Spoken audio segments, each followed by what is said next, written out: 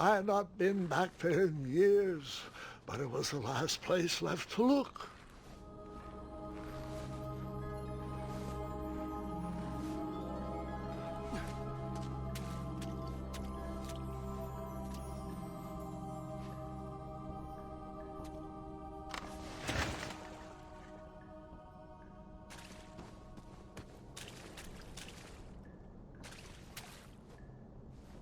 Those lost wishes weren't the treasure I was after.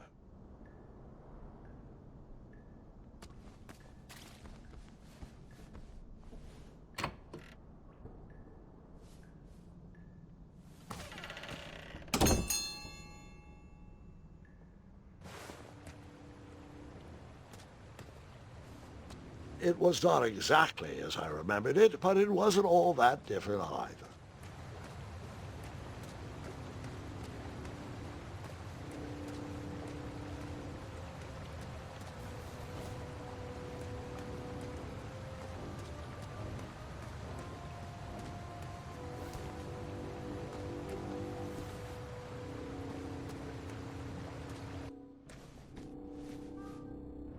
Two odd contraptions guarded the lost treasure.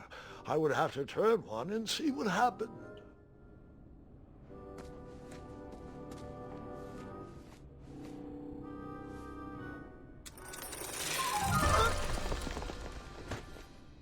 And that's what would have happened if I turned the left switch.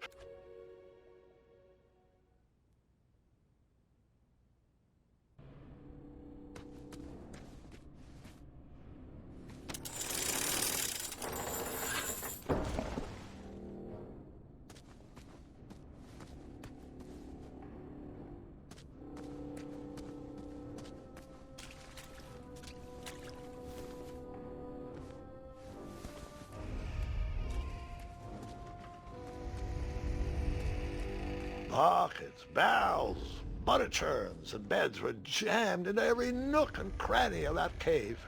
It all seemed so familiar.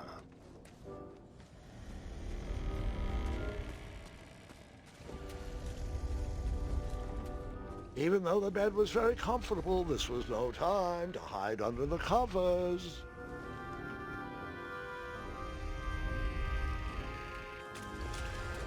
Wait. Hold on, Grandpa. I don't remember this part of the story. Beds hanging from stalactites? We'll get there, Gwendolyn. Don't worry. No detail in this story will be overlooked. Now, where was I? Ah, yes. As I treaded through the river of rumbling trundles, I feared I knew the source of that deafening wind.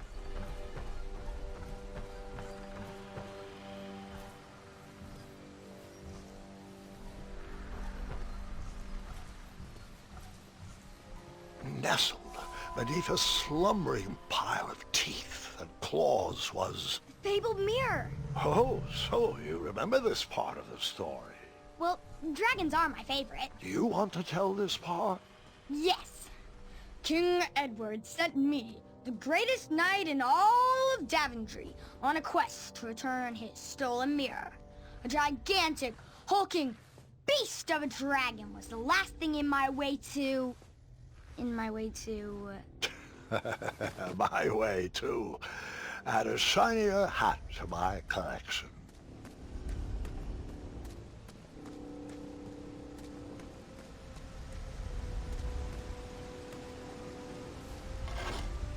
I tried to turn that crazy contraption, but it was missing a handle. Someone tampered with it, creating some silly conundrum.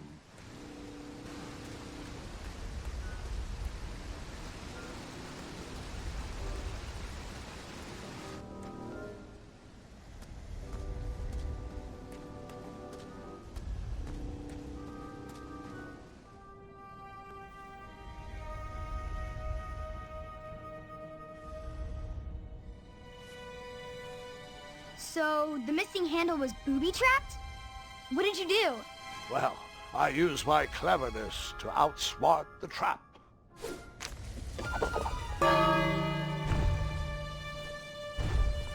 Then I used my cleverness to hide.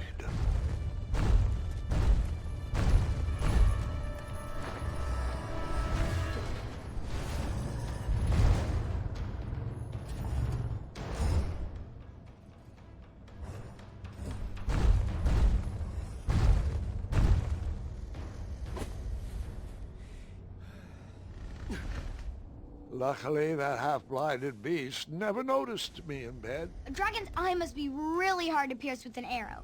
At archery lessons, I can barely hit a hay bale. It is indeed a feat only for skilled archers.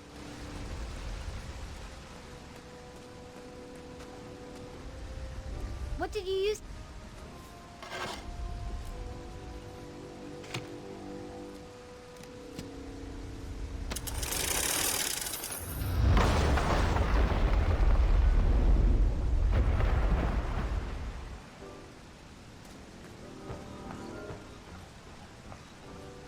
The dragon's chains were coiled around a gigantic switch mounted to the cave wall.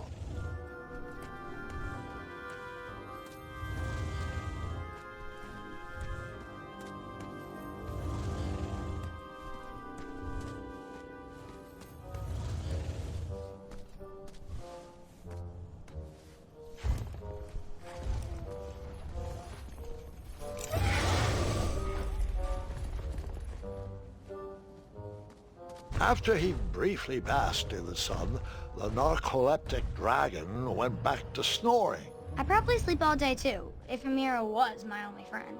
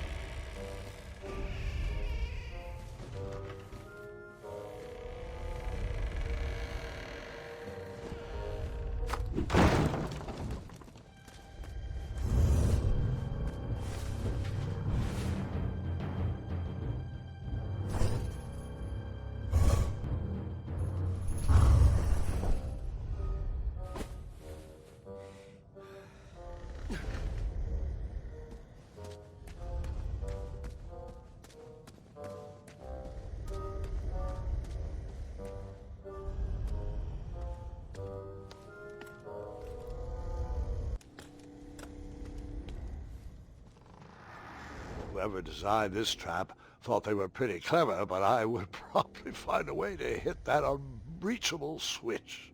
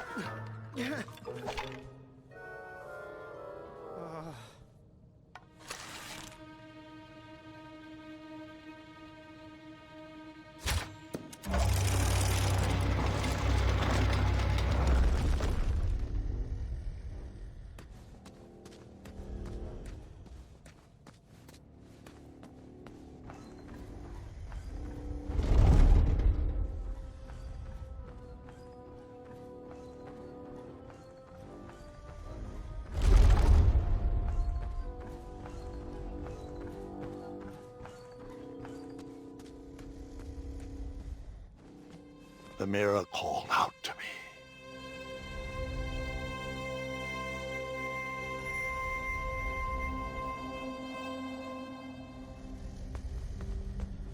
A ridiculous feeding contraption was cobbled together to keep the beast, and probably its owner, alive.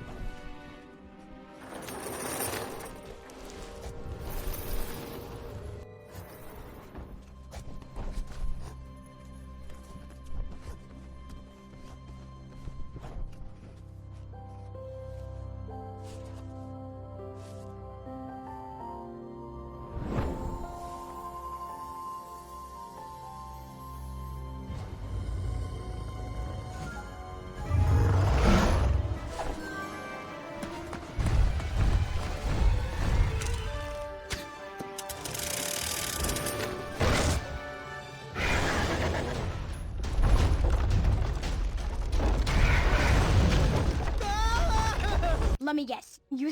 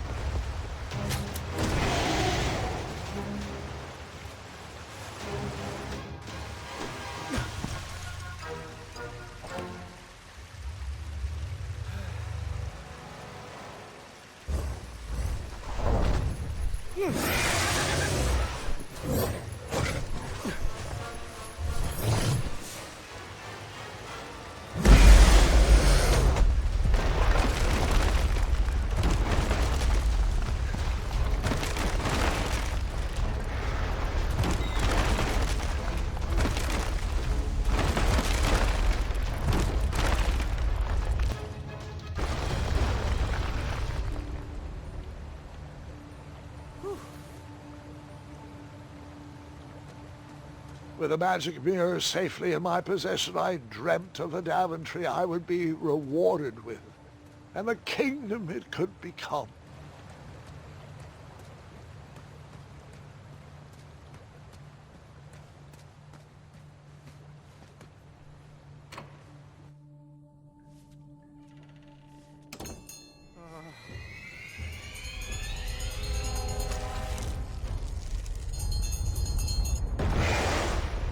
In that split second, I had three choices in front of me. Any would clear my path to safety, and all would have rippling consequences.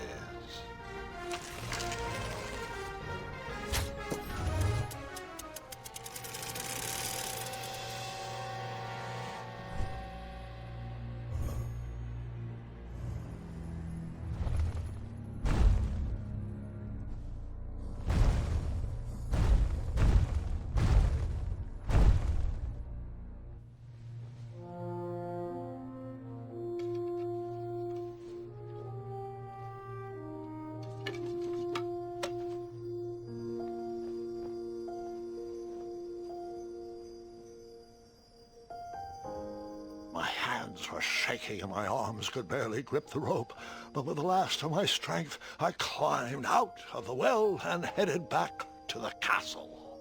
Ever since the magic mirror returned, its reflections have warned the kingdom of danger, kept our family safe, and it has exposed many troublesome crumbs tangled in my beard.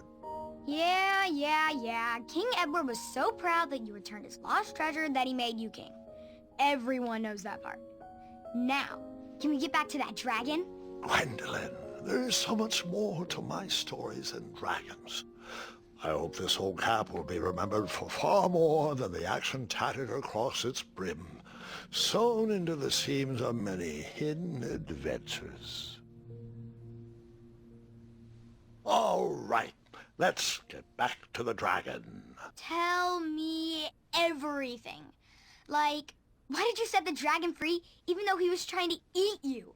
I set him free because, well, over the years I realized that the dragon was not the despicable, hideous beast Daventry had made him out to be. He was just a caged animal that was never shown any kindness. On that day I forgave the dragon for his atrocious past. You have such a bizarre way of making friends, Grandpa. I guess I do too. I'm known as Gwendolyn the Popular back home. But only to my stuffed bunnies. I've always found it best to pursue friends where I can, though they don't always feel the same about me. All right, you two. Grandpa needs to rest. Gwendolyn, it's way past your bedtime.